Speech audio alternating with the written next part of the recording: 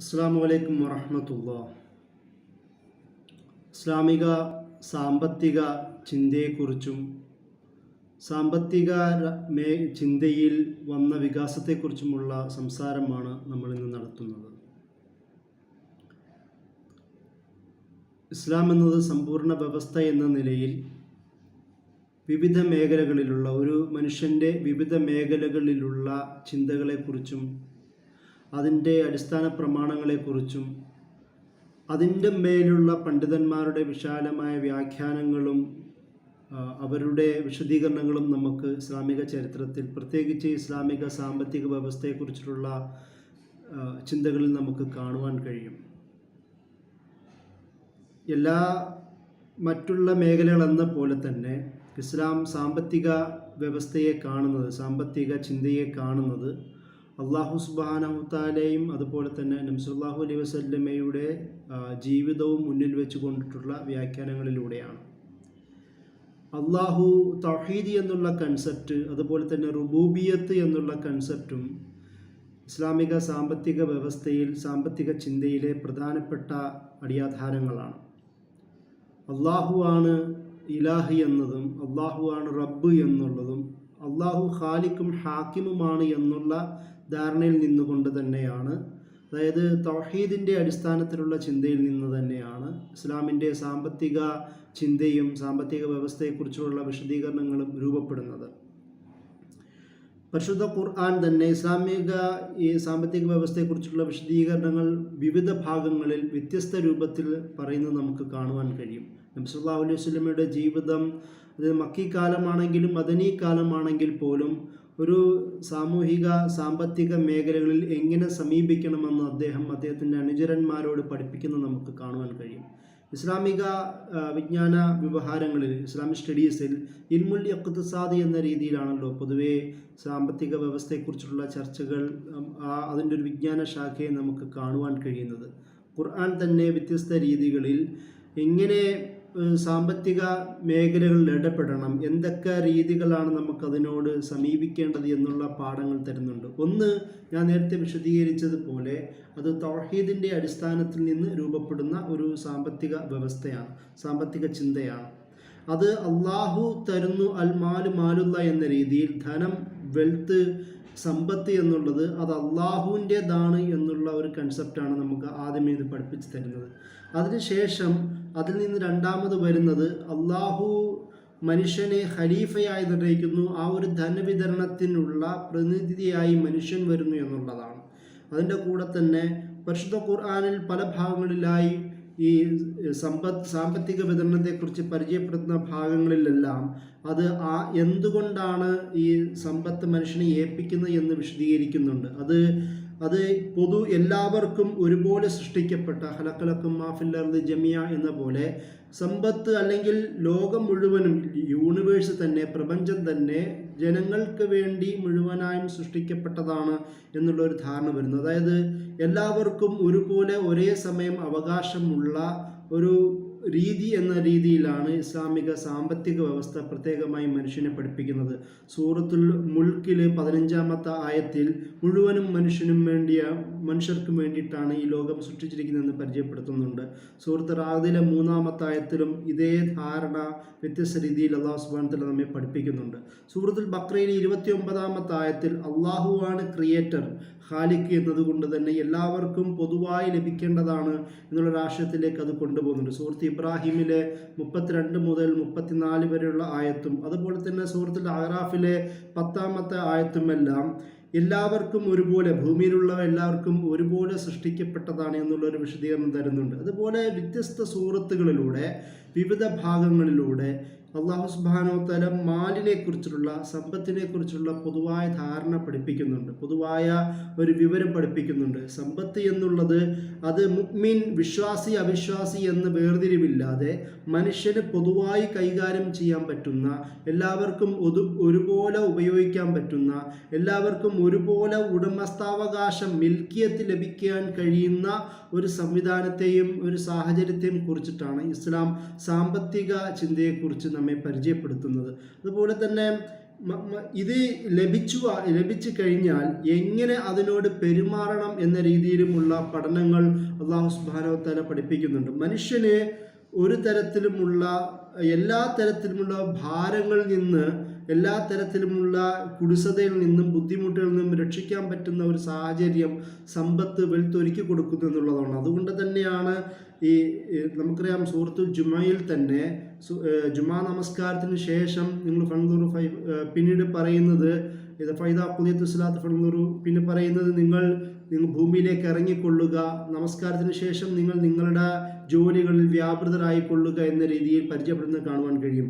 ആരാധന എന്നത് ജീവിതവൃത്തിയിൽ നിന്ന് തടയുന്നില്ല. ജീവിതവൃത്തി എന്നതും ആരാധനയും തടയാൻ പാടില്ല എന്ന രീതിയിൽ ഒരു ബലാബലം ചർച്ചയാണ്, ആ ഒരു തരത്തിലുള്ള ബാലൻസ്ഡ് ആയ ഒരു സ്വഭാവത്തെയാണ് അല്ലാഹു സുബ്ഹാനഹു വ തആല ഖുർആനിൽ കൂടി സാമ്പത്തിക മേഖലയിലെ വ്യവഹാരങ്ങളെക്കുറിച്ച് പരിചയപ്പെടുത്തുന്നത്.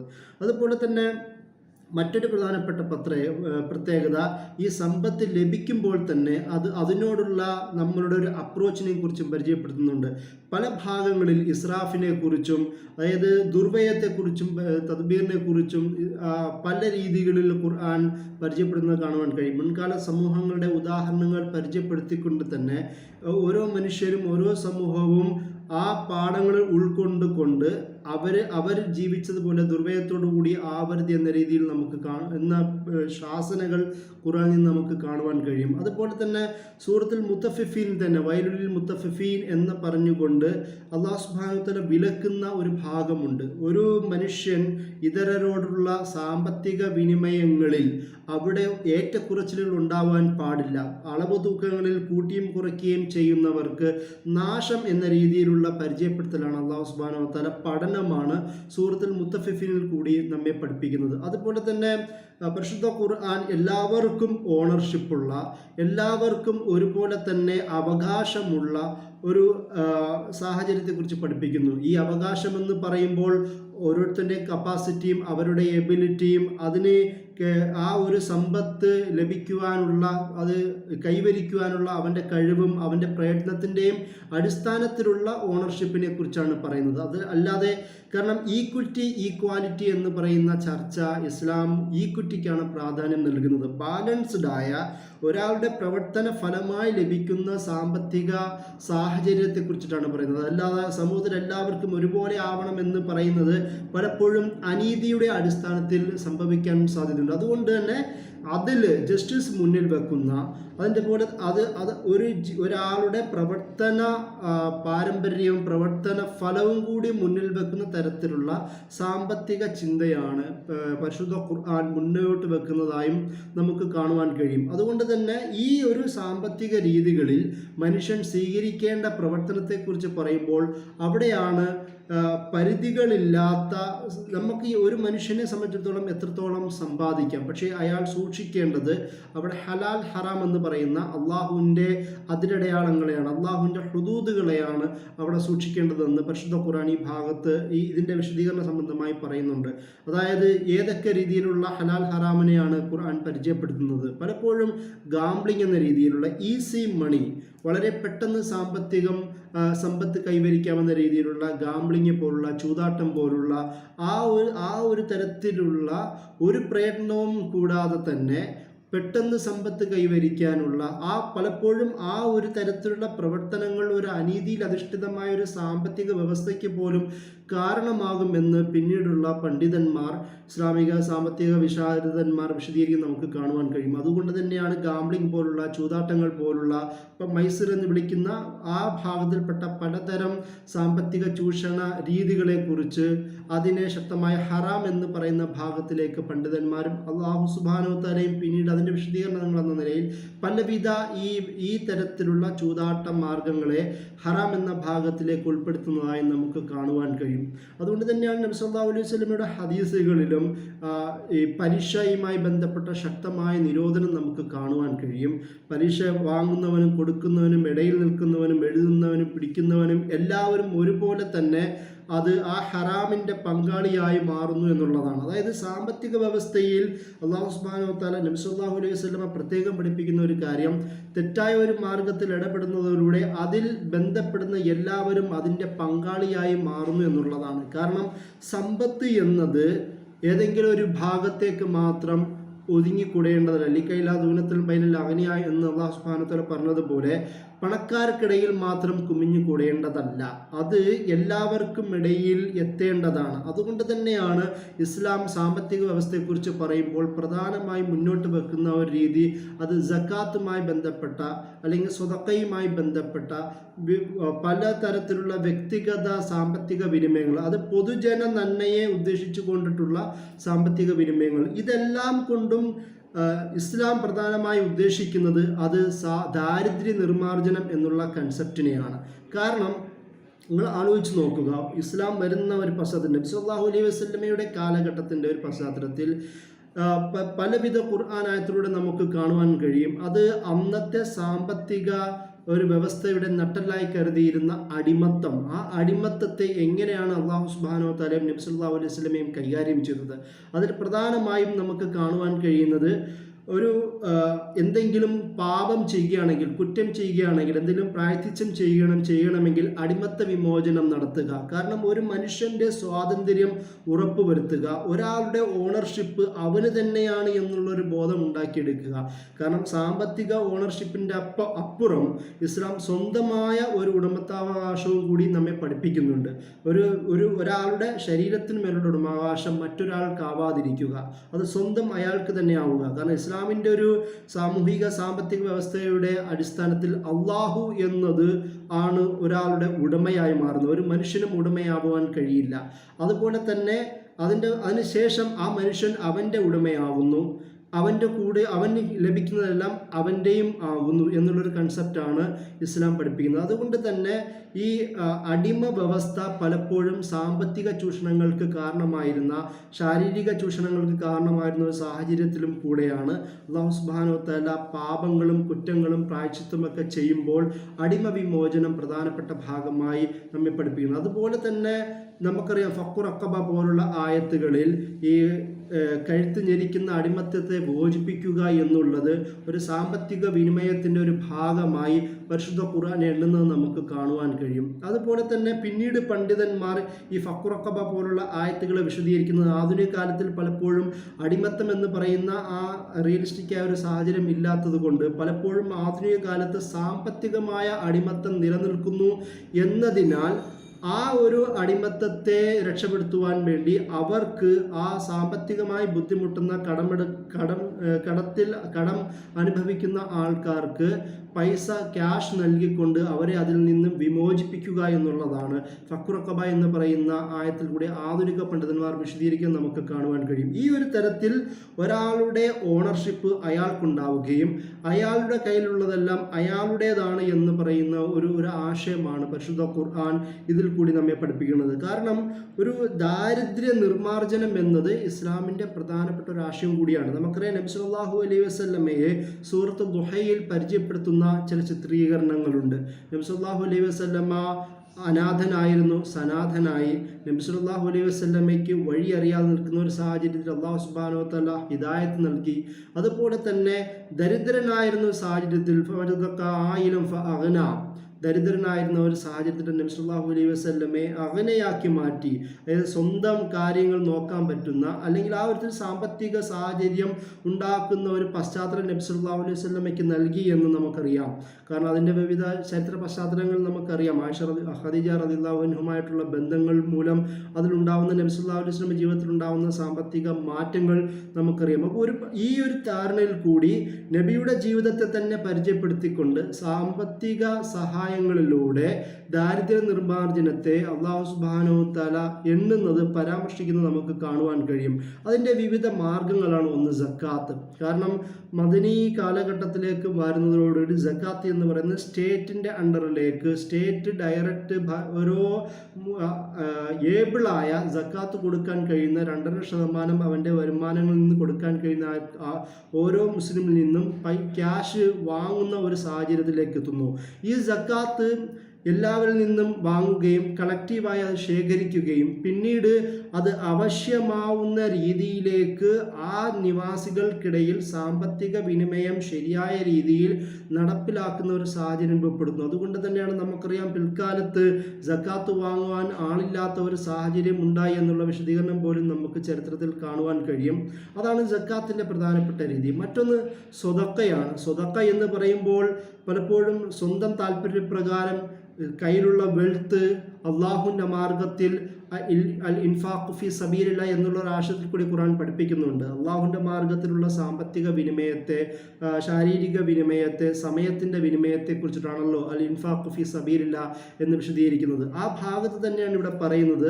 അതായത് സ്വന്തം താല്പര്യം പ്രകാരം ഉണ്ടായിട്ട് പോലും, ക്യാഷ് ആവശ്യം ഉണ്ടായിട്ട് പോലും അത് അള്ളാഹുവിൻ്റെ മാർഗത്തിൽ ചെലവഴിക്കുക എന്നുള്ളൊരു ആശയം അൽ ഇൻഫാഖ് ഫി സബീലില്ലയിലൂടെ പഠിപ്പിക്കുന്നു. ഈ ഒരു സാമ്പത്തിക വിനിമയം തൻ്റെ ചുറ്റുമുള്ള ജനതകൾക്കിടയിൽ ദാരിദ്ര്യം അനുഭവിക്കുന്ന, സാമ്പത്തിക ബുദ്ധിമുട്ട് അനുഭവിക്കുന്നവർക്ക് ഒരു പരിഹാരം എന്ന നിലയിൽ പോലും ആ ഒരു സദഖ സിസ്റ്റത്തെ നബി സല്ലല്ലാഹു അലൈഹി വസല്ലമയും പരിശുദ്ധ ഖുർആനും പ്രോത്സാഹിപ്പിക്കുന്നത് നമുക്ക് കാണുവാൻ കഴിയും.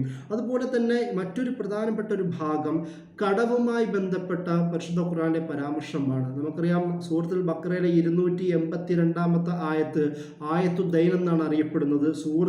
പരിശുദ്ധ ഖുർആനിലെ തന്നെ ഏറ്റവും വലിയ ആയത്തും അതുകൂടി തന്നെയാണ്. ഒരു മനുഷ്യൻ്റെ ജീവിതത്തിൽ അല്ലെങ്കിൽ ഒരു സമൂഹത്തിൻ്റെ അവരുടെ ജീവിത അനുഭവങ്ങൾക്കിടയിൽ ഉണ്ടാവുന്ന സാമ്പത്തിക ബുദ്ധിമുട്ടുകളെ പരിഹരിക്കുക എന്നുള്ള അർത്ഥത്തിൽ വെച്ചുകൊണ്ട് തന്നെ കടവുമായി ബന്ധപ്പെട്ട കടമിടപാടുകളെക്കുറിച്ചും അത് എഴുതി വെക്കുന്നതിനെക്കുറിച്ചും അതിൽ ബുദ്ധിമുട്ട് അനുഭവിക്കുന്നവർക്ക് വേണ്ടി ഒരു ലാഘവത്വം സ്വീകരിക്കുന്നതിനെക്കുറിച്ചുമുള്ള വിശദീകരണങ്ങൾ നമുക്ക് ആ ആയത്തിൽ കാണുവാൻ കഴിയും. അതുപോലെ തന്നെ ഒരാൾ സാമ്പത്തിക ബുദ്ധിമുട്ട് അനുഭവിക്കുകയാണെങ്കിൽ ഫന്നദിറത്തുനിൽ മൈസറ, അയാൾക്ക് ആവശ്യമാവുന്ന തരത്തിലേക്കുള്ളൊരു ലഘൂകരണം ഉണ്ടാക്കി കൊടുക്കുക, കുറച്ച് കാത്തിരിക്കുക എന്ന രീതിയിൽ കടം കൊടുത്തവനോട് അല്ലാഹു സുബ്ഹാനഹു വ തആല കൽപ്പിക്കുന്നത് കാണുവാൻ കഴിയും. അതേസമയം തന്നെ കടം തിരിച്ചു കൊടുക്കുവാനുള്ള കൽപ്പനയും അതിനുള്ള ആജ്ഞയും കാണാം. അതിൻ്റെ കൂടെ തന്നെ കടം കൊടുത്തവന് കൂടുതൽ പുണ്യം ലഭിക്കുക എന്നുള്ളൊരു അർത്ഥത്തിലേക്ക് അവൻ നിർബന്ധം ചെലുത്താത്ത തരത്തിൽ കാത്തിരിക്കുക എന്നുള്ളൊരു ആശയം കൂടി പരിശുദ്ധ ഖുർആൻ പഠിപ്പിക്കുന്നത്. അതിന് സമ്പത്ത് കൊടുക്കുന്നതിനെ കൂടുതൽ പ്രേരിപ്പിക്കുന്ന ഒരു വ്യവസ്ഥയാണ് ഇസ്ലാം. ആ ഒരു വ്യവസ്ഥയിൽ നിന്ന് തന്നെ കൊടുക്കലുകളിലൂടെ പുണ്യം ലഭിക്കുക എന്നുള്ളൊരു ആശയമാണ് പരിശുദ്ധ ഖുർആൻ ഇസ്ലാമും നമ്മെ പഠിപ്പിക്കുന്നത്. മറ്റൊന്ന്, ഇസ്ലാമിൻ്റെ സാമ്പത്തിക വ്യവസ്ഥയിൽ വളരെ നിർണിതമായ നിയമങ്ങൾ രൂപപ്പെടുത്തിയതാണ്. പരിശുദ്ധ ഖുർആൻ തന്നെ മുഴുവനായി വിശദീകരിച്ച നമ്മുടെ ഇസ്ലാമിൻ്റെ അനന്തരാവകാശ നിയമങ്ങൾ. അതായത് ഒരു കുടുംബത്തിലുള്ള പിന്നീട് മരണശേഷം അത് പിടിച്ചു വാങ്ങലും കുടുംബ വഴക്കുകളും പ്രശ്നങ്ങളും ഒഴിവാക്കുക എന്നുള്ള അർത്ഥത്തിൽ തന്നെയും എല്ലാവർക്കും സാമ്പത്തികമായ മേലിൽ നിർണിതമായ രീതിയിൽ തോതിൽ ശരാശരി അനുസരിച്ചുകൊണ്ട് അവരുടെ സാഹചര്യം എല്ലാം അനുസരിച്ചുകൊണ്ട് സാമ്പത്തികമായിട്ടുള്ള ഒരു കാറ്റഗറൈസേഷനാണ് ഇസ്ലാമിൻ്റെ ഫറായിദ് ഇൻഹെറിറ്റൻസ് ലോ നമ്മെ പഠിപ്പിക്കുന്നത്. അതുപോലും പ്രധാനമായും എണ്ണുവാൻ കാരണം സാമ്പത്തിക വിനിമയങ്ങൾക്കിടയിൽ എല്ലാവർക്കും അവരുടേതായ ശരിയായ തോതിൽ ലഭിക്കണം, എല്ലാവർക്കും അവരുടേതായ ഒരു ഓണർഷിപ്പ് ഉണ്ട്, അവരുടേതായ ഒരു അവകാശമുണ്ട് എന്നുള്ള ആശയമാണ് അതിൽ കൂടി പ്രധാനമായും പഠിപ്പിക്കുന്നത്. അതുപോലെ തന്നെ ഇസ്ലാമിലെ മറ്റൊരു പ്രധാനപ്പെട്ട പ്രത്യേകതയാണ് എൻഡോവ്മെൻറ്റുകൾ. എൻഡോവ്മെൻറ്റ് എന്ന് പറയുന്നത് നമുക്കറിയാം ഇസ്ലാമിലെ പാവപ്പെട്ടവരെ, അഗതികളെ ഫീ സബീലില്ല എന്ന് പറയുന്ന, അല്ലെങ്കിൽ ഇബ്നു സബീൽ എന്ന് ഖുർആൻ പരിചയപ്പെടുത്തുന്ന വഴിയാത്രക്കാരാവട്ടെ അല്ലെങ്കിൽ വീടില്ലാത്തവരാവട്ടെ, മസാക്കീനും അതുപോലെ തന്നെ ഫുഖറ എന്നുള്ള വിവിധ പദങ്ങളിലൂടെയും യത്താമ എന്നുള്ള പദങ്ങളിലൂടെ, യത്താമ, ഫുഖറ, മസാക്കിൻ, ഇബ്നു സബീൽ എന്ന 4 പദപ്രയോഗങ്ങൾ പരിശുദ്ധ ഖുർആൻ വിവിധ ഭാഗങ്ങൾ ഉപയോഗിക്കുന്നത് കാണുവാൻ കഴിയും. ഫക്കീറുകളെ സംരക്ഷിക്കുക, മിസ്കീനുകളെ സംരക്ഷിക്കുക, യത്തീമുകളെ സംരക്ഷിക്കുക, അതുപോലെ തന്നെ ഇബ്നു സബീൽ ജീവിതത്തിൽ വഴിമുട്ടിപ്പോയ, വഴിയിൽ തെരുവിൽ ഉപേക്ഷിക്കപ്പെട്ടു പോയ, അങ്ങനെ ഈ പലവിധ ആശയങ്ങളുള്ള ഇബ്നു സബീൽ എന്ന ആൾക്കാരെയും കൂടി സംരക്ഷിക്കുക എന്നുള്ളൊരാശയം കൂടി നമുക്ക് കാണുവാൻ കഴിയും. ഇതിനെ പ്രധാനമായും ഈ 4 വിഭാഗവും സാമ്പത്തിക മേഖലയിൽ കൂടി പ്രധാനമായി കണക്ട് ചെയ്യപ്പെടുന്നു എന്നുള്ളതാണ്. അതായത് സമൂഹത്തിൻ്റെ ഏറ്റവും ബുദ്ധിമുട്ട് അനുഭവപ്പെടുന്ന, യത്തീമെന്ന് പറയുമ്പോൾ അനാഥരായ, സാമ്പത്തികമായ പലവിധ സഹായങ്ങളും ഇല്ലാത്തവരെ പ്രത്യേകം ഖുർആൻ പരിഗണിക്കുന്നത് കാണുവാൻ കഴിയും. അവരുടെ സാമ്പത്തിക കൈകാര്യങ്ങളിൽ ഇടപെടുന്നതിനെക്കുറിച്ചും അവരുടെ സമ്പത്തിനെ പിടിച്ചെടുക്കുന്നതിനെക്കുറിച്ചും ശക്തമായ ഭാഷയിൽ അപലപിക്കുകയും അത് ഹറാമായി പ്രഖ്യാപിക്കുകയും ചെയ്യുന്നത് കാണുവാൻ കഴിയും. ഈ ഒരു തരത്തിൽ വിവിധ മേഖലകളിലെ സമൂഹത്തിലെ താഴേക്കിടയിൽ സാമ്പത്തികമായി ബുദ്ധിമുട്ടുന്ന മസാക്കിനാവട്ടെ, ഫുഖറാക്കളാവട്ടെ, ഇബ്നു സബീലാവട്ടെ, യത്തീമുകളാവട്ടെ, ഇവരെയും പല സാമ്പത്തികമായി തന്നെ സുരക്ഷിതമായ ഒരു സാഹചര്യം ഉറപ്പുവരുത്തേണ്ടത് അനിവാര്യമാണെന്ന് ഇസ്ലാം പഠിപ്പിക്കുന്നത് നമുക്ക് കാണുവാൻ കഴിയും. അതുപോലെ തന്നെയാണ് ഇവർക്ക് വേണ്ടിയിട്ടുള്ള മുസ്ലിങ്ങളുടെ ഒരു പ്രയത്നം എന്ന നിലയിലാണ് ചാരിറ്റി വർക്ക്സുകളും അതുപോലെ തന്നെ ഇവർക്ക് വേണ്ടിയിട്ടുള്ള സ്ഥാപനങ്ങളും എൻഡോമെൻറ്റുകൾ രൂപപ്പെടുത്തുക, അവർക്ക് വേണ്ടി വസിയത്ത് നൽകുക, ആ വസിയത്തിലൂടെ ഈ ദരിദ്ര ജനവിഭാഗങ്ങൾക്ക് അവർക്ക് സുരക്ഷിതമായ ഒരു ജീവിത സൗകര്യം ഒരുക്കി കൊടുക്കുക എന്നുള്ളതും കൂടി ഇസ്ലാമിൻ്റെ സാമ്പത്തിക വ്യവസ്ഥയിൽ, അതായത് സാമൂഹിക ഒരു സന്തുലനം സൂക്ഷിക്കുക എന്നുള്ള അർത്ഥത്തിൽ സാമ്പത്തിക മേഖലകളിലുള്ള പ്രയത്നത്തെക്കുറിച്ചിട്ടാണ് നബി സല്ലല്ലാഹു അലൈഹി വസല്ലമയും അതുപോലെ തന്നെ പരിശുദ്ധ ഖുർആനും ഈ ഭാഗങ്ങളിൽ നമ്മെ പഠിപ്പിക്കുന്നത്. അതുപോലെ തന്നെ ഈ കാര്യങ്ങൾ പറയുമ്പോൾ പോലും ഇസ്ലാമും ഇതര വിശ്വാസങ്ങളും ഇതര അല്ലെങ്കിൽ സാമ്പത്തിക വ്യവസ്ഥകളും പ്രത്യേകിച്ച് മുതലാളിത്തവും കമ്മ്യൂണിസവും തമ്മിലുള്ള ചില വ്യത്യാസങ്ങൾ നമുക്ക് ഇവിടെയാണ് കാണുവാൻ കഴിയുന്നത്. അതിന് പ്രധാനപ്പെട്ട കാരണം എങ്ങനെയാണ് ഇസ്ലാം ഒരു സാമ്പത്തിക സമ്പത്തിനെ കാണുന്നത്. ഇസ്ലാം സമ്പത്ത് എത്രത്തോളം സമ്പാദിക്കുവാൻ കഴിയുന്നു അത്രത്തോളം സമ്പാദിക്കുന്നതിന് വളരെ അനുകൂലമായ നിലപാട് ഉള്ളതാണ്. അതിൽ യാതൊരു തടസ്സവുമില്ല. പക്ഷേ അവർ റിബയോ അതുപോലെ തന്നെ ലൂട്ടിങ് അടിച്ച് ബാക്കിയുള്ളവരെ ഉപദ്രവിക്കലോ എന്ന് പറയുന്ന ഒരു തരത്തിലുമുള്ള ഇടപാടുകളെയും ഇത് തടയുന്നത് നമുക്ക് കാണുവാൻ കഴിയും. ഒരു തരത്തിലുള്ള ഇടപാടുകളും, അതായത് ഹറാമായ ഒരു തരത്തിലുള്ള ഇടപാടുകളും ഒരു മുസ്ലിമിൻ്റെ ജീവിതത്തിൽ ഉണ്ടാവാൻ പാടില്ല എന്ന് പറഞ്ഞുകൊണ്ട് തന്നെ എന്നാൽ സമ്പാദിക്കുന്നതിൽ യാതൊരു തടസ്സവും വെക്കാതിരിക്കുന്നത് നമുക്ക് കാണുവാൻ കഴിയും. അവിടെയാണ് ഈ ഒരാളുടെ ഓണർഷിപ്പിനേക്കുള്ള ചർച്ചകളെക്കുറിച്ച് നമുക്ക് എങ്ങനെയാണ് പണ്ഡിതന്മാർ ആ ഒരു വിഷയത്തിനെക്കുറിച്ച് കാണുന്നത് നമുക്ക് നോക്കേണ്ടതുണ്ട്. അതായത് ഇസ്ലാമിൽ മുതലാളിത്തത്തിൻ്റെ ഒരു അവസ്ഥ നോക്കുക. മുതലാളിത്തം പറയുന്നത് സമ്പാദിക്കുന്നതിന് വ്യക്തിഗതമായ ഒരു മൂല്യത്തെക്കുറിച്ചിട്ടാണ് സമ്പാദിക്കുന്നത്. ഒരു പരിധിയുമില്ലാത്ത എത്രത്തോളം വേണമെങ്കിൽ സമ്പാദിക്കാം എന്ന് പറയുന്ന ഒരു കാഴ്ചപ്പാടിനെയാണ് മുതലാളിത്തം മുന്നോട്ട് വെക്കുന്നത്. ആ ഒരു സാഹചര്യത്തിൽ പലപ്പോഴും സംഭവിക്കുക എന്ന് പറയുന്നത് മറ്റു പലരുടെ സമ്പത്തും തന്നിലേക്ക് എത്തുവാനും അവിടെ ഒരു അനീതി രൂപപ്പെടുവാനും ക്രൂരതയുടെ സാന്നിധ്യം ഉണ്ടാകുവാനും സാധ്യതയുണ്ട്. മുതലാളിത്ത വ്യവസ്ഥയുടെ ഒരു പ്രധാനപ്പെട്ട ഒരു പ്രത്യേകതയാണ്. എന്നാൽ ഇസ്ലാമിൻ്റെ ഒരു പ്രധാനപ്പെട്ട പ്രത്യേകത എന്ന് പറയുന്നത് ഇതിൻ്റെ നേരെ എതിരാണ് കമ്മ്യൂണിസ്റ്റ് രീതിയും. അതിനൊരു സ്റ്റേറ്റ് സെൻട്രിക്കായ ഒരു സാഹചര്യത്തിൽ രൂപപ്പെടുകയും എല്ലാവർക്കും ഈക്വിറ്റി പോലും പരിഗണിക്കാതെ ഈക്വാലിറ്റിയുടെ ഒരു അടിസ്ഥാനത്തിൽ മാത്രം നോക്കുന്ന ഒരു സാഹചര്യം പലപ്പോഴും മുതലാളിത്ത വ്യവസ്ഥയിൽ നമുക്ക് കാണുവാൻ കഴിയും. എന്നാൽ ഈ കമ്മ്യൂണിസത്തിനും മുതലാളിത്തത്തിൻ്റെയും അതിൻ്റെ ശക്തമായ ഒരു നേരെ ഓപ്പോസിറ്റ് പൊസിഷനാണ്, അല്ലെങ്കിൽ ഇതിൻ്റെ രണ്ടിൻ്റെയും ഇടയിൽ നിൽക്കുന്ന ഒരു പൊസിഷനാണ് ഇസ്ലാം ഈ കാര്യത്തെ മുന്നോട്ട് വെക്കുന്നത് നമുക്ക് കാണുവാൻ കഴിയും. മുതലാളിത്തം എന്ന് പറയുന്നത് എല്ലാ വിധത്തിലുള്ള നിയന്ത്രണങ്ങളെയും ഇല്ലാതാക്കിക്കൊണ്ടിട്ടുള്ള വളരെ ഉദാരമായ ഒരു സാമ്പത്തിക വ്യവസ്ഥ മുന്നോട്ട് വെക്കുന്ന ഒരു വ്യവസ്ഥയാണ് മുതലാളിത്തം ഉദ്ദേശിക്കുന്നത്. ഇവിടെ ഈ ഒരു വ്യക്തിയുടെ മേൽ ഒരു തരത്തിലുള്ള അധികാരവും ഒരു തരത്തിലുള്ള സമ്മർദ്ദവും സമ്മതിക്കാത്ത ഒരു സംവിധാനമാണ് മുതലാളിത്തം പറയുന്നത്. ഇത് പലപ്പോഴും ഉള്ളവനും ഇല്ലാത്തവനും തമ്മിലുള്ള അന്തരം, ദാരിദ്ര്യം അധികരിക്കുവാനും അത് കൂടുതൽ രൂക്ഷമാവാനും ഇത് മുതലാളിത്തം കാരണമാവും. നമുക്കത് ആധുനിക ലോകത്തിൽ കാണുവാൻ പറ്റുന്നൊരു കാര്യമാണ്. എന്നാൽ കമ്മ്യൂണിസ്റ്റ് വ്യവസ്ഥയിലാണെങ്കിൽ അത് വ്യക്തിക്ക് പകരം ഒരു സ്റ്റേറ്റ് സാമ്പത്തിക വ്യവസ്ഥ നിർണ്ണയിക്കുകയും അതോടുകൂടി ആ ഒരു വ്യക്തി സ്വത്ത് ഇല്ലാതാവുകയും ചെയ്യുന്ന ഒരു സാഹചര്യമുണ്ട്. എന്നാൽ ഇസ്ലാം എന്ന് പറയുന്നത് ഇസ്ലാമിൻ്റെയും ഖുർആൻ്റെയും പരിശുദ്ധ ഖുർആൻ്റെയും അടിസ്ഥാനത്തിൽ ഇസ്ലാമിൻ്റെ ഒരു സാമ്പത്തിക വ്യവസ്ഥ എന്ന് പറയുന്നത് ഇതിൻ്റെ രണ്ടിൻ്റെയും ഈ ബാലൻസ്ഡ് ആയ അതിൽ മുന്നിൽ വെക്കുന്ന ജസ്റ്റിസ് മുന്നിൽ വെക്കുന്ന ഈക്വിറ്റിയുടെ അടിസ്ഥാനത്തിലുള്ള ഒരു സാമ്പത്തിക വ്യവസ്ഥയാണ് ഇസ്ലാം മുന്നോട്ട് വെക്കുന്നത്. അതായത് അള്ളാഹു ആണ് ഈ സമ്പത്തിൻ്റെ പരമാധികാരമുള്ളത് എന്ന് പറയുന്ന ആശയത്തിൽ നിന്ന് അത് പൊതുജനങ്ങളുടെ ക്ഷേമത്തിനും ഒരാളുടെ കർമ്മഫലവും അനുസരിച്ച് കൊണ്ടാണ് സാമ്പത്തിക വിനിമയങ്ങളും വിതരണങ്ങളും ഉണ്ടാവേണ്ടത് എന്നാണ് പരിശുദ്ധ ഖുർആൻ ഈ ഭാഗത്തിൽ കൂടി നമുക്ക് ഇതിനെക്കുറിച്ച് നമ്മെ പഠിപ്പിക്കുന്നത് നമുക്ക് കാണുവാൻ കഴിയും. അതുപോലെ തന്നെ ഇവിടെ ഈ അള്ളാഹു ആണ് സൃഷ്ടാവ് ഈ ലോകത്ത് മുഴുവനും ഉള്ളതെല്ലാം അള്ളാഹുവാണ്. അതുകൊണ്ട് അതിൻ്റെ കൈകാര്യകർത്തൃത്വം അള്ളാഹുവാണ് പഠിപ്പിക്കേണ്ടത്. അള്ളാഹുവിൻ്റെ പ്രതിനിധിയാണ് മനുഷ്യൻ. ഞാൻ നേരത്തെ വിശദീകരിച്ചതുപോലെ അള്ളാഹുവിൻ്റെ പ്രതിനിധിയാണ് മനുഷ്യൻ. അതുകൊണ്ട് തന്നെ ആ പരമാധികാരം നിർദ്ദേശിക്കാനുള്ള അവകാശം അള്ളാഹുവിനാണ്. ധൂർത്തും ദുർവ്യയവും പിശുക്കും പോലുള്ള പിശുക്ക് പോലും സാമ്പത്തികമായ ഈ ഷുഹ് എന്ന രീതിയിലുള്ള പല രീതിയിൽ ഖുർആൻ അതിനെ പരിചയപ്പെടുത്തുന്നുണ്ട്. സമ്പത്തുണ്ടായിട്ട് പോലും ചെലവഴിക്കാൻ മടിക്കുന്ന, പിടിച്ചു വെക്കുന്നതിനെ പോലും ശക്തമായി വിലക്കുന്ന നമുക്ക് കാണുവാൻ കഴിയും.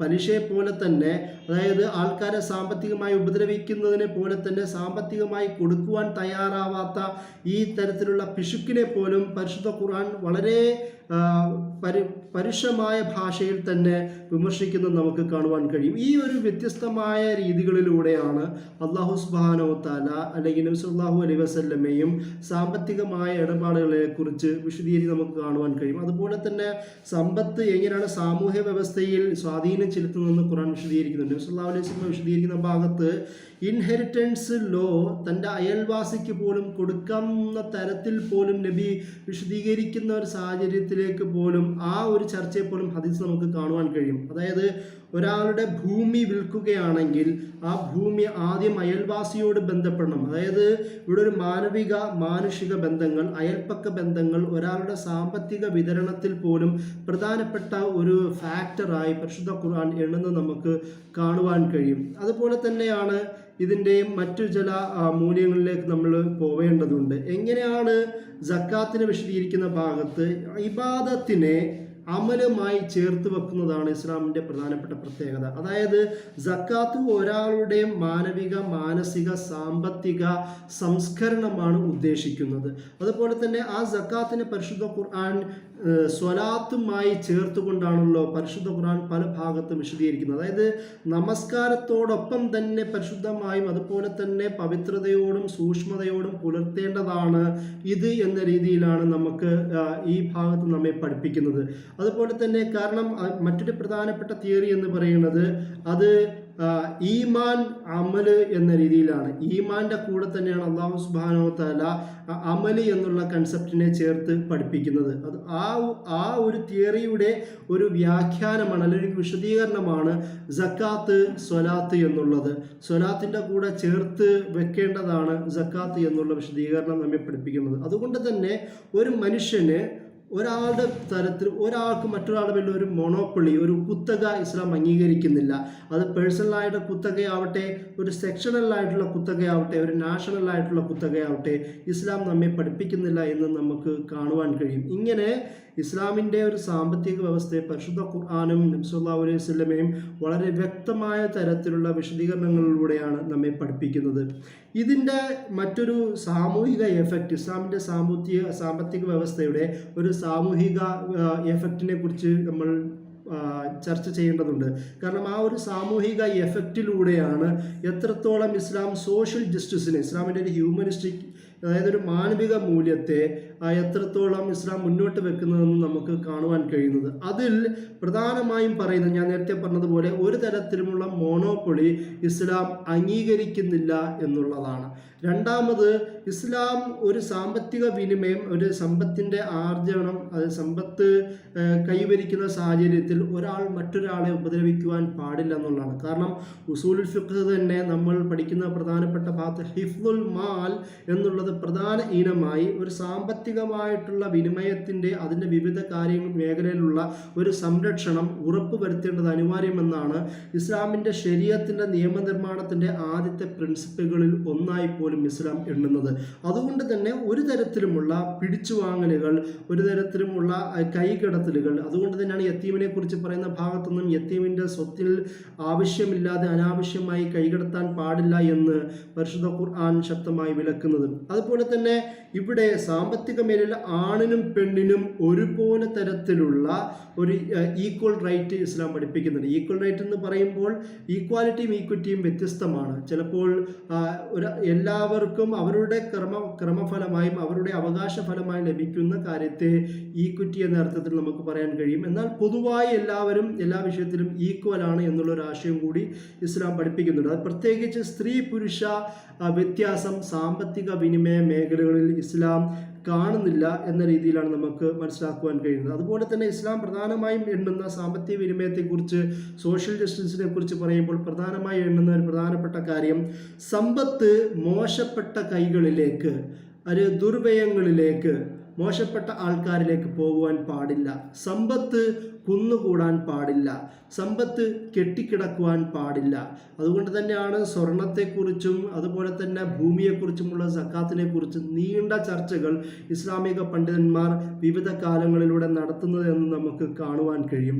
അതുപോലെ തന്നെ സാമ്പത്തിക വിനിമയത്തിലൂടെ ഇസ്ലാം പഠിപ്പിക്കുന്ന മറ്റൊരു പ്രധാനപ്പെട്ട കാര്യം, ഈ കോൺഫ്ലിക്റ്റുകളെ, ഒരു സമൂഹത്തിലുണ്ടാകുന്ന കോൺഫ്ലിക്റ്റുകളെ ഇല്ലാതാക്കുക എന്നുള്ളതാണ് സാമ്പത്തിക വിനിമയത്തിലൂടെ പ്രധാനമായും പഠിപ്പിക്കുന്ന ഒരു കാര്യം. അതുപോലെ തന്നെ ഈ സാമ്പത്തിക വിനിമയം പഠിപ്പിക്കുന്ന മറ്റൊരു പ്രധാനപ്പെട്ട കാര്യം, ഒരു സമൂഹത്തിലുള്ള കോഓപ്പറേഷൻ, അവരുടെ സഹവർത്തിത്വം, അവരുടെ അനുകമ്പ, അവരുടെ ഇടപാടുകൾ, അവരുടെ സഹാനുഭൂതിയോടുള്ള അവരുടെ എൻഗേജ്മെൻറ്റുകളെ കൂടുതൽ പ്രൊമോട്ട് ചെയ്യുന്നു എന്നുള്ളതാണ്. നമുക്കറിയാം, സ്വതക്കയിലൂടെ, സക്കാത്തിലൂടെ, ബാക്കിയുള്ള അവരുടെ ചാരിറ്റി വർക്കുകളിലൂടെ, എൻഡോവ്മെൻറ്റുകളിലൂടെ ഒരു സമൂഹത്തിൻ്റെ സാമ്പത്തിക അവസ്ഥ കെട്ടിപ്പടുത്തുക എന്നുള്ളതിനെ ആണ് ഇസ്ലാം കൂടുതൽ പ്രൊമോട്ട് ചെയ്യുന്നത്. ഇതിലൂടെ ആ ഒരു സമൂഹത്തിലുള്ള യൂണിറ്റിയെ പ്രധാന ഭാഗമായി എണ്ണുന്നു.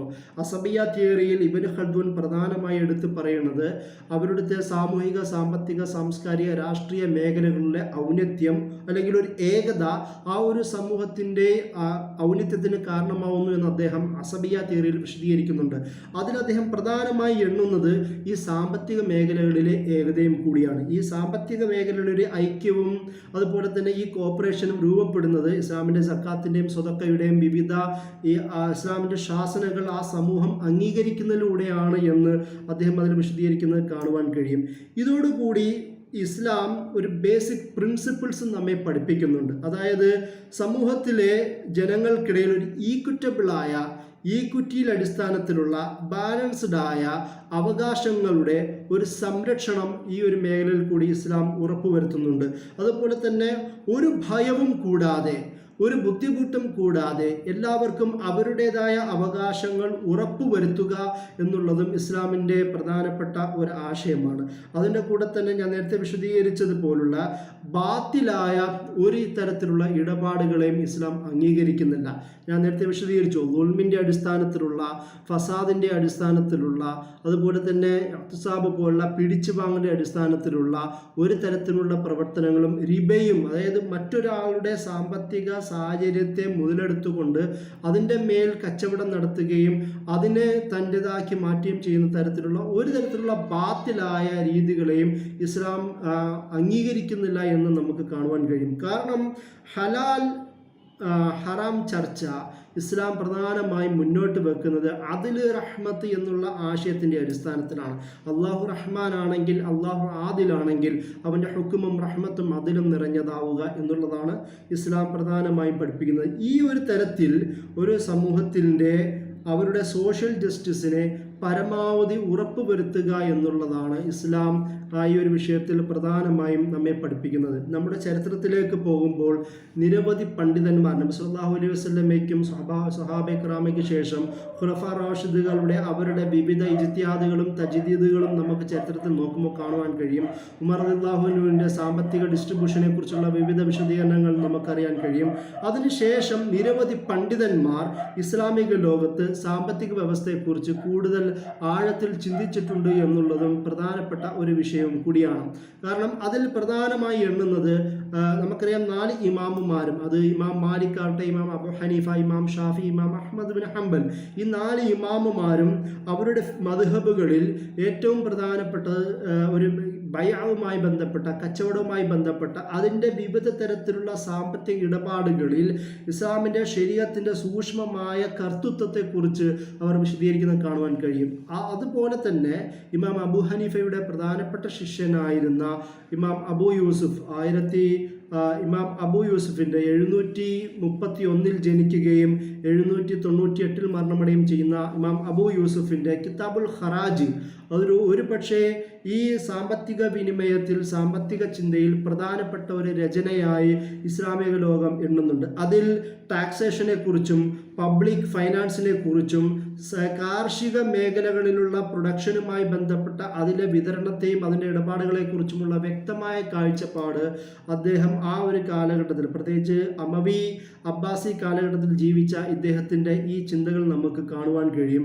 ഇദ്ദേഹം സാമ്പത്തികമായിട്ടുള്ള മേഖലയിലുള്ള വിവിധ തരത്തിലുള്ള അഴിമതികളെ റെഡ്യൂസ് ചെയ്യുക എന്നുള്ള തരത്തിൽ ഒരു സെൻട്രലൈസ്ഡ് ടാക്സ് ഒരു അഡ്മിനിസ്ട്രേഷൻ രൂപപ്പെടുത്തേണ്ടത് അനിവാര്യമാണ് എന്ന രീതിയിൽ അദ്ദേഹം ചിന്തിക്കുന്നുണ്ട്.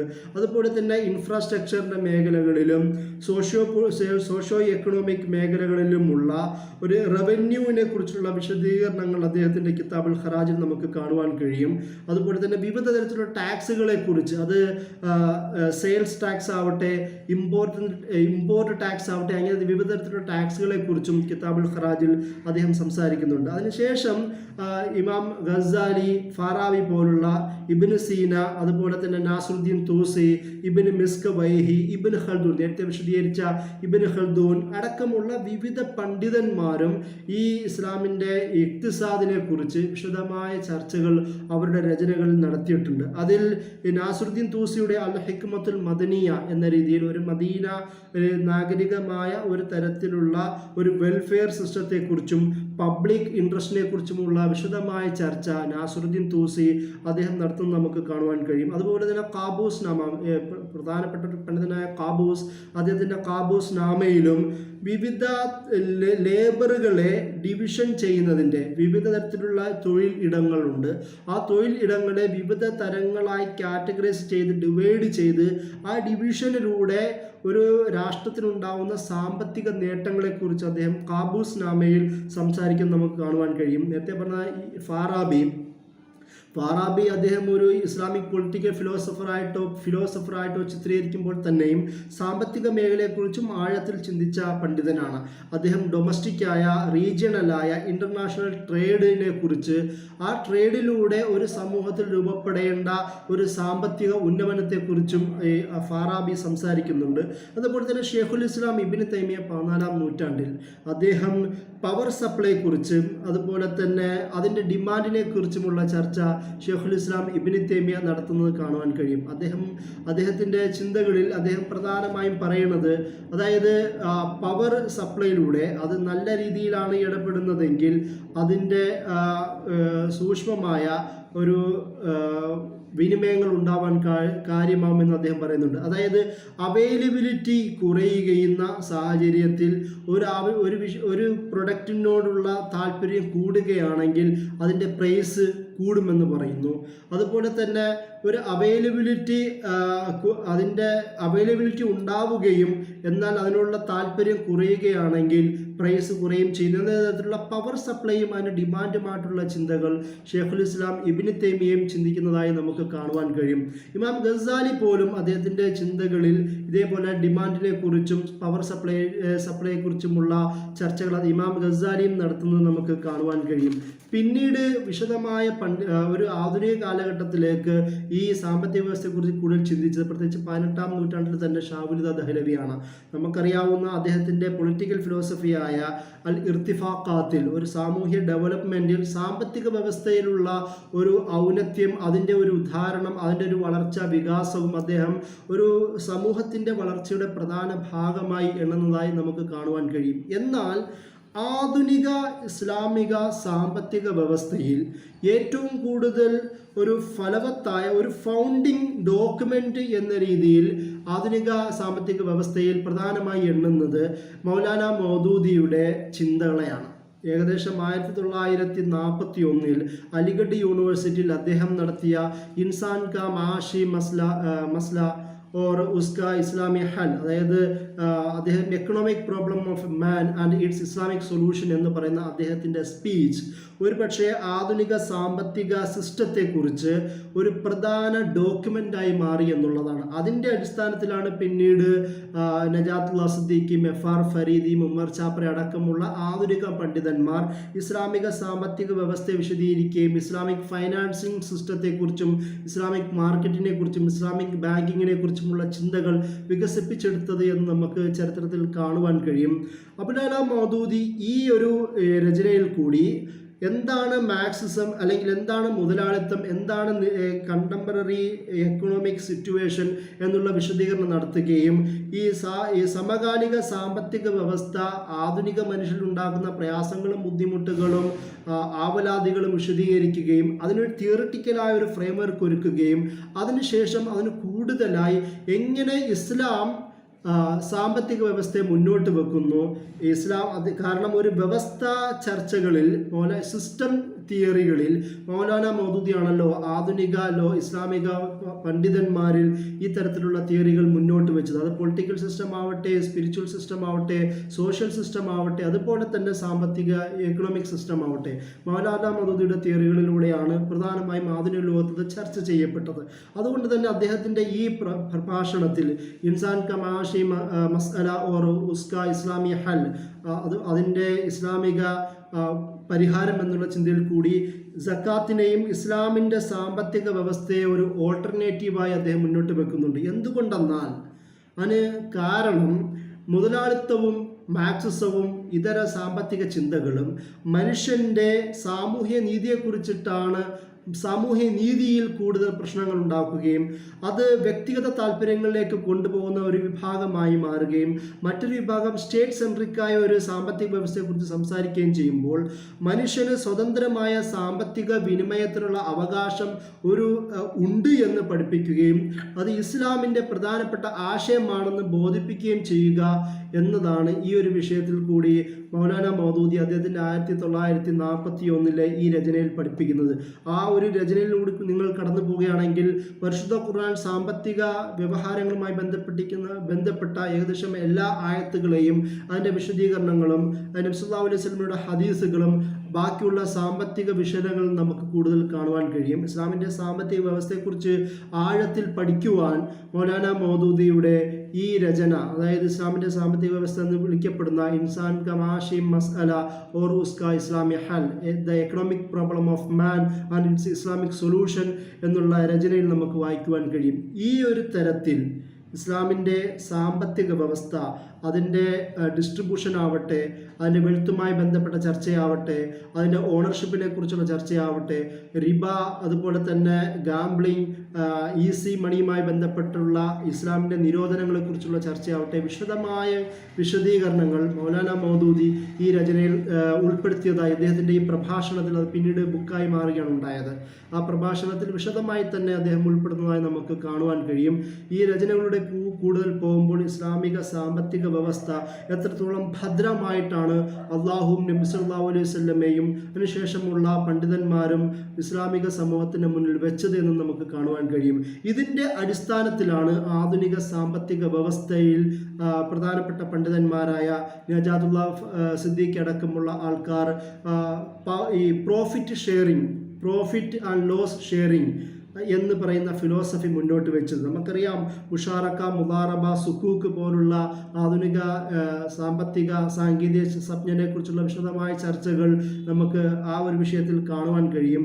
അതുകൊണ്ട് തന്നെ നജാത്തുല്ലാ സിദ്ദീഖിയൊക്കെ എന്തുകൊണ്ടാണ് പ്രോഫിറ്റ് ഷെയറിംഗ് വ്യവസ്ഥയാണ് ഏറ്റവും നല്ലത് എന്ന് പറയാൻ കാരണം ഒരു ബാങ്കിങ് സിസ്റ്റം ആവട്ടെ, അതിൽ പങ്കെടുക്കുന്ന ഒരു സാധാരണക്കാരനാവട്ടെ, എല്ലാവർക്കും ഒരുപോലെ സാമ്പത്തിക വ്യവഹാരങ്ങളിൽ റോൾ ഉണ്ടാവുക എന്നുള്ള ഒരു ആശയത്തിലും കൂടിയാണ് പ്രോഫിറ്റ് ആൻഡ് ലോസ് ഷെയറിംഗ് എന്ന് പറയുന്ന മുഷാറക്കിനെ കുറിച്ച്, മുദാറബിനെ കുറിച്ചുള്ള വിശദീകരണത്തിൽ നജാത്തുല്ലാ സിദ്ദീഖ് അടക്കമുള്ള പണ്ഡിതന്മാർ മുന്നോട്ട് വെക്കുന്നത്. ഈ ഒരു തരത്തിൽ സമ്പത്ത് എന്നത് ധനികന് മാത്രമല്ല എല്ലാവർക്കും ഒരുപോലെ വ്യവഹരിക്കാൻ പറ്റുന്ന, ഒരാളുടെ സാമൂഹിക ജീവിതത്തിൽ അടിയാധാരമായി വർദ്ധിക്കേണ്ട, അയാൾക്ക് സുരക്ഷിതത്വവും സുസ്ഥിരതയും നൽകേണ്ട ഒരു പ്രധാന ഭാഗമായിട്ടാണ് പരിശുദ്ധ ഖുർആനും നബി സല്ലല്ലാഹു അലൈഹി വസല്ലമയും ഇസ്ലാം മൊത്തത്തിലും ഒരു സാമ്പത്തിക വ്യവഹാരങ്ങളെ പഠിപ്പിക്കുന്നത് എന്ന് പറഞ്ഞുകൊണ്ട് ഞാൻ എൻ്റെ വാക്കുകൾ അവസാനിപ്പിക്കുന്നു. വാഹുദവാൻ അൽഹംദുലില്ലാഹി റബ്ബിൽ ആലമീൻ. അസ്സലാമു അലൈക്കും.